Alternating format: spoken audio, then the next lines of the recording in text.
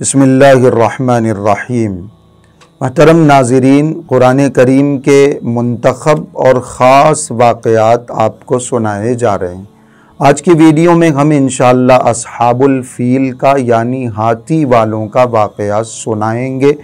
कुरान करीम की सूरतुल फ़ील में अल्लाह रब्बुल इज़्ज़त ने ये वाक़या बड़े मुख्तसर अंदाज में बयान फरमाया है। तफसीर की किताबों में ये वाक़या तफसील से ज़िक्र किया गया। यमन का एक गवर्नर था जिसका नाम अबरहा था।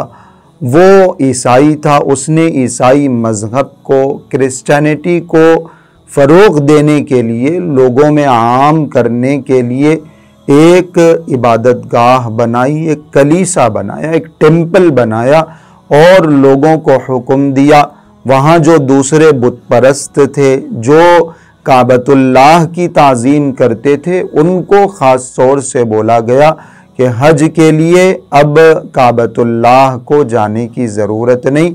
ये जो इबादतगाह बनाई गई है, इस इबादतगाह को आओ, यहाँ आके हज करो, इसकी ताज़ीम करो। उस टेम्पल का नाम, उस इबादतगाह का नाम कुल्लैस रखा गया।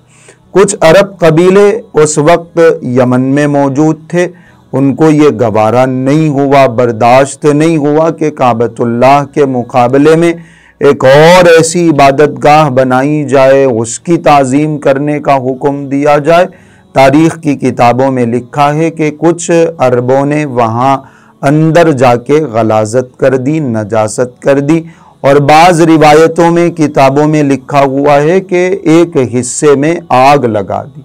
जो अबरहा था वो गुस्से से बावला हो गया। उसने बड़े जोश में आके ये फैसला किया कि मैं अरबों को भी मिटा दूंगा और काबतुल्लाह को भी मुनहदिम कर दूंगा। अरब के जो बाज़ कबीले वहाँ थे, उनके पास उसने कासिद भेजा, बतलाया, समझाया। बनु किनाना का एक कबीला था, उनके पास उसने अपना कासिद भेजा और कहलाया कि यहाँ जो कुल्लैस नामी टेम्पल बना के इबादतगाह बनी है, उसको पूजो, उसकी इबादत करो, उसका तवाफ़ करो, उसका हज करो। तो बनु किनाना के लोगों ने अबरहा के कासिद को कत्ल कर दिया। इसका जो गुस्सा था पहले से और ज़्यादा बढ़ गया। उसने बाज़ाब्ता एक लश्कर तैयार किया, 60,000 का लश्कर। हालांकि मक्कतुल मुकर्रमा में रहने वालों की तादाद बहुत कम थी, लेकिन अपनी ताकत बताने के लिए, अपना पावर बताने के लिए उसने 60,000 का लश्कर तैयार किया। और उस लश्कर में उसने बाज़ाब्ता हाथियों को भी शामिल किया। चूँकि जो अरब थे वो हाथियों से वाकिफ़ नहीं थे। अबरहा चाहता था कि हाथियों के ज़रिए अरबों के ऊपर एक रुआब डाला जाए, बग़ैर लड़ाई झगड़े के मैं अपना काम कर दूं, काबे को गिरा दूं, मुनहदिम कर दूं और वापस आ जाऊं। हाथियों को शामिल किया गया। इसलिए इस वाक़े को और इस पूरे लश्कर को अस्हाबुल फ़ील कहा जाता है, हाथी वालों का वाक़या। उसका सफ़र शुरू हुआ। रास्ते में बाज़ अरब कबीलों ने उससे लड़ाई करने की कोशिश की, उसका मुकाबला करने की कोशिश की, लेकिन जाहिर सी बात है कि ये लश्कर बढ़ा गए, इसकी ताकत व क़ुव्वत बढ़ी गए, उसके मुकाबले में ठहर नहीं सके। ज़ू नफ़र नामी एक शख्स का तज़किरा गए और ऐसे ही कबीले खसाम का तज़किरा गए। हबीब नाम था उस सरदार का, नुफैल इब्ने हबीब नाम था, जिन्होंने अबरहा के मुकाबले में लड़ने की और ठहरने की कोशिश की, लेकिन शिकस्त हो गई, हार गए। ये पूरी ताकत व क़ुव्वत के साथ मक्कतुल मुकर्रमा के करीब आ गया और मुगम्मस नाम के एक इलाके में उसने वहाँ क़याम किया, वहाँ ठहरा रहा और वहाँ से उसने आगे जाने की तैयारी शुरू कर दी। वहाँ उसने असवद इब्ने मकसूद नामी एक हबशा का शख्स था, उसको उसने आसपास के इलाकों में भेजा, लोगों पर रौब जमाने के लिए, लोगों को डराने के लिए। उस शख्स ने, असवद ने, वहाँ आसपास के जो चौपाए थे, जानवर थे, मवेशी थे, हका के उनको लाके अबरहा की खिदमत में पेश कर दिया। एक किस्म का रुआब डालना मकसूद था, डराना मकसूद था। फिर एक हुनाता नामी एक शख्स को अबरहा ने भेजा और जो वहाँ काबतुल्लाह में और वहाँ जो लोग रहते थे उनके जो सरदार थे उनसे मुलाकात के लिए, उस वक्त उनके जो सरदार थे वो हुजूर पाक सल्लल्लाहु अलैहि वसल्लम के दादा हज़रत अब्दुल मुत्तलिब थे। अब्दुल मुत्तलिब काबतुल्लाह के मुतवल्ली थे, इंचार्ज थे। उसने मुलाकात की हुनाता ने और कहा कि अबरहा की तरफ से मैं आया हूँ। अबरहा का मकसद लड़ाई झगड़ा नहीं है, जंगो जिदाल नहीं है, कत्ल करना नहीं है किसी को।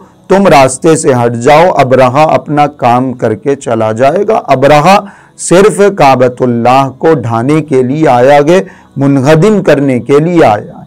हजरत अब्दुल मुत्तलिब ने जवाब दिया कि ये काबतुल्लाह है, अल्लाह का घर है, अल्लाह ही इसकी हिफाजत करेगा। हम अबरहा के मुकाबले में नहीं आ सकते, हम लड़ाई नहीं कर सकते, इसलिए हमारा भी लड़ने का कोई इरादा नहीं। फिर अब्दुल मुत्तलिब को बुलवाया गया। अब्दुल मुत्तलिब हुनाता के साथ अबरहा के पास पहुंचे। चूंकि हजरत अब्दुल मुत्तलिब बड़े वजी थे, खूबसूरत थे, हसीन शक्ल सूरत अल्लाह रब्बुल इज़्ज़त ने अता फरमाई थी, सरदारी की अलामतें उनके अंदर पाई जाती थी। जैसे ही अबरहा ने हजरत अब्दुल मुत्तलिब को देखा तो उनसे मुतासिर हो गया, इंप्रेस हो गया और उनको नीचे बिठाने के बजाय खुद नीचे उतर के आ गया और कहने लगा कि बात क्या गए, माजरा क्या गया, आप क्या मुतालबा लेके आए, क्या डिमांड लेके आए। तो हजरत अब्दुल मुत्तलिब ने फरमाया कि वो जो तुम्हारा आदमी जानवरों को लेके गया है, ऊँटों को हंका के तुम्हारे पास लेके आया है, उसमें मेरे 200 ऊँट भी शामिल हैं। मैं बस ये गुजारिश लेके आया हूँ कि वो 200 ऊँट मुझे वापस कर दिए जाए। अबरहा के लिए ये जो जवाब था वो बिल्कुल तवक्को के खिलाफ था। उसने एक्सपेक्ट ही नहीं की थी कि ऐसा भी कोई जवाब आ सकता है। उसने ये समझा था कि ये काबतुल्लाह की हिफाजत की बात करेंगे, उसको ढाने से बचाने के लिए कोई ऑफर देंगे, लेकिन इन्होंने अपने ऊँटों की बात कह दी। तो अबरहा ने कहा कि ये जो जवाब है उस जवाब की वजह से तुम्हारी जो इज्जत मेरे दिल में बैठी थी वो इज्जत ख़त्म हो गई। तुम अपने जानवर लेके, अपने जानवर की डिमांड लेके, अपने जानवरों के बारे में सवाल करने के लिए आए हो, हालांकि मैं तुम्हारे काबा को मुनहदिम करने के लिए आया। हजरत अब्दुल मुत्तलिब ने जवाब दिया कि अना रब्बुल इबिल, मैं अपने ऊँटों का मालिक हूँ, मैं अपने जानवरों का मालिक हूँ, उसकी हिफाजत की बात मैं करूँगा। और काबतुल्लाह का मालिक अल्लाह है, खाने काबा का मालिक अल्लाह है, उसकी हिफाजत वो खुद कर लेगा, मुझे उसकी हिफाजत की फिक्र करने की ज़रूरत नहीं। हज़रत अब्दुल मुत्तलिब अपने ऊँट लेके वापस चले गए। एक जमात को लेके काबतुल्लाह के पास आए, उसकी चौखट को पकड़कर हज़रत अब्दुल मुत्तलिब ने बड़ी गिरिया उजारी की, रो रो कर दुआ की कि अल्लाह तेरा ये घर है, हम तेरे घर की हिफाजत नहीं कर सकते, आप खुद ही इस घर की हिफाजत कर लीजिए। हज़रत अब्दुल मुत्तलिब लोगों को लेके बाहर निकल गए और इधर उधर पहाड़ों के आसपास बैठ गए ताकि देखें कि अबरहा करने क्या वाला है। दूसरे दिन पूरी तैयारी हो गई है और लश्कर पूरा तैयार है। अब जैसे ही अबरहा अपने हाथी को आगे बढ़ाना चाहता है, हाथी आगे बढ़ने के लिए तैयार, उस हाथी का नाम महमूद जिक्र किया गया।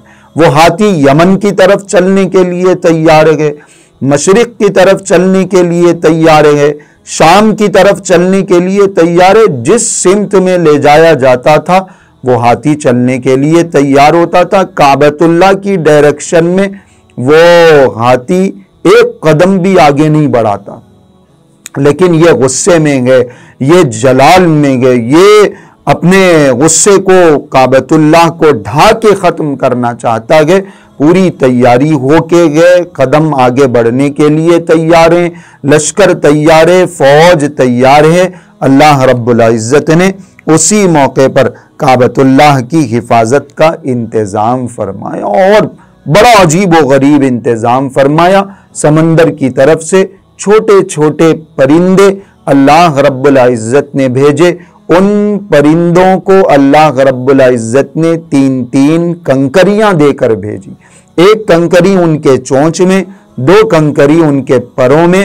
ये जो परिंदे थे ये असल में इन हाथियों के मुकाबले में, अब्रहा के शानदार बड़े लश्कर के मुकाबले में ये जो परिंदे छोटे छोटे थे ये अल्लाह की फौज थी, ये अल्लाह का लश्कर था। और जो उनके चोंच में, उनके परों में जो छोटे छोटे कंकर थे वो गोया एक गोली थे, एक बम का काम करने वाले थे। वो कंकरियां उस लश्कर के ऊपर उन परिंदों ने छोड़ दी, उन परिंदों ने बरसा दी। जैसे गोली इंसान के जिस्म को छेद करती हुई, सुराख करती हुई आर पार हो जाती है, वो छोटी सी कंकरी जो बिल्कुल चने के दाल के बराबर थी, वो छोटी सी कंकरी उनके जिस्म में दाखिल होती और जमीन तक धंस जाती। ऐसा इंतजाम अल्लाह रब्बुल इज़्ज़त ने फरमाया। जिसके जिस्म में वो कंकरी घुसी वो वहीं हलाक होके रह गया। जख्मों से वो ताब नहीं ला सका और उसको अपनी जान से हाथ धोना पड़ा। हत्ता कि खुद जो अबरहा था उसको भी ऐसे ऐसे जख्म हो गए कि वो जख्म फोड़ों की शक्ल इख्तियार कर गए। उसकी उंगलियां कट के गिरने लगी, उसके जिस्म से खून बहने लगा। बड़ी ताकत और कुव्वत के साथ वो काबतुल्लाह को ढाने के लिए आया था। अब जब वापस यमन पहुंचा तो वह बिल्कुल चूजे की तरह कमजोर, दुबला, नहीफ हो गया था। बिल्कुल उसके पास कोई ताकत और कुव्वत नहीं थी। और फिर उसी जख्मों में और फिर उन्हीं फोड़ों और फुंसियों के साथ खून बह बह के, उंगलियां कट कट के, जिस्म के आज़ा कट कट के उसका सीना एक दिन फट गया, वो भी हलाक और बर्बाद हो गया। ये एक ऐसा वाक़या है जिसके अंदर बड़ी इबरतें, बड़ी नसीहतें अल्लाह रब्बुल इज़्ज़त ने रखी हैं। सबसे बड़ी नसीहत आप अलैहिस्सलातु वस्सलाम को और ईमान वालों को दी गई है कि जब हालात ख़राब होते हैं, मुसीबतें आती हैं, आजमाइशें आती हैं, तो यकीन अल्लाह की ज़ात पर होना चाहिए। अल्लाह रब्बुल इज़्ज़त ज़रूर मदद करते हैं। आप अलैहिस्सलातु वस्सलाम को ये वाक़या सुनाकर तसल्ली दी गई कि आज मक्का के मुशरिकीन आपको सता रहे, आपको तकलीफ दे रहे हैं, आपके साथ अल्लाह है, अल्लाह की मदद आपके साथ है, इसलिए आपको परेशान होने की ज़रूरत नहीं है। दूसरा जो सबक है वो ये है कि इंसान को ताकत के घमंड और गुरूर में, इक़्तिदार के घमंड और गुरूर में कभी मुब्तला नहीं होना चाहिए। ऐसा घमंड, ऐसा गुरूर कभी नहीं करना चाहिए कि वो अल्लाह के मुकाबले में आ जाए, अल्लाह के दीन के मुकाबले में आ जाए, दीन को मिटाने के दर पे हो जाए, वरना उसका अंजाम यही होगा जो अबरहा का हुआ। और तीसरा सबक ये मिलता है कि अल्लाह अपने दीन की हिफाजत के लिए इंसानों के मोहताज नहीं है, लोगों के मोहताज नहीं है, ताकत और कुव्वत के मोहताज नहीं है। अल्लाह रब्बुल इज़्ज़त अपने दीन की हिफाजत के लिए, अपने काबे की हिफाजत के लिए, अपने ख़ास बंदों की और अपने शायर की हिफाजत के लिए मामूली से परिंदों से भी, छोटे छोटे परिंदों से भी काम ले सकते हैं। जैसे अल्लाह रब्बुल इज़्ज़त ने अबरहा के लश्कर को मिटाने और काबतुल्लाह की हिफाजत के लिए छोटे छोटे परिंदों को भेज कर अपना काम पूरा करवाए। तो ये एक बड़ा शानदार वाक़या है जो कुरान करीम में सूरतुल फील में पारे 30 में जिक्र किया गया है। ये वाक़या अगर आपको पसंद आया है तो लाइक करिए, कमेंट करिए, शेयर करिए, ताकि दूसरों को भी ये शानदार और इबरतनाक वाक़या मालूम हो जाए।